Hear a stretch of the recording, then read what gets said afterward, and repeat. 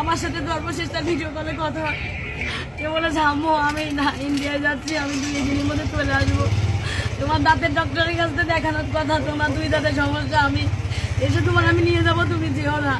তোমার doctor phone করলে তুমি বলবা আব্বু ইন্ডিয়ায় গেছে, আব্বু এসে তোমাকে নিয়ে যাবে, তুমি থাকো আমি আসছি, এই কথা বলে গেছে আমার সাথে। তারপরে আমার সাথে আপনি কাউকে সন্দেহ করছেন? আমি কাউকে সন্দেহ করছি না, কিন্তু কারা এগুলো আমি দেখতে চাই, তারপরে আমি আমার সন্দেহের কথা প্রকাশ আপনার করব। পরিবার কি বলেছে কারোর সাথে তার শত্রুতা ছিল কোনো, মানে কোনো বিষয় নিয়ে কোনো? না, আমি এরকম কোনো কিছু পাচ্ছি না।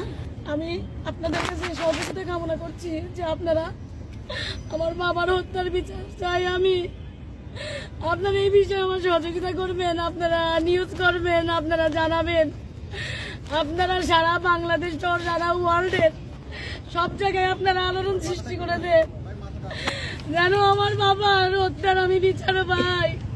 কারা করেছে, কেন করেছে, এর সুষ্ঠু তদন্ত চাই এবং আমি এর শেষ পর্যন্ত দেখতে চাই যে তারা কেন করেছে, কি জন্য করেছে।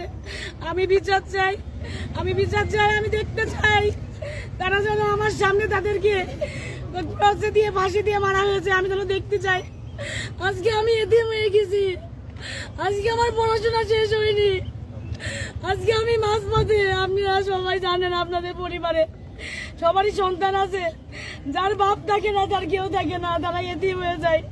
যতই কাছের আত্মীয় আপন মানুষ এই থাকো, বাপ বাবা এই বাবার মতন কেউ হয় না। বাবা, আমার বাবা অনেক স্বপ্ন নিয়ে আমাকে এখানে পড়ার জন্য ভর্তি করেছেন।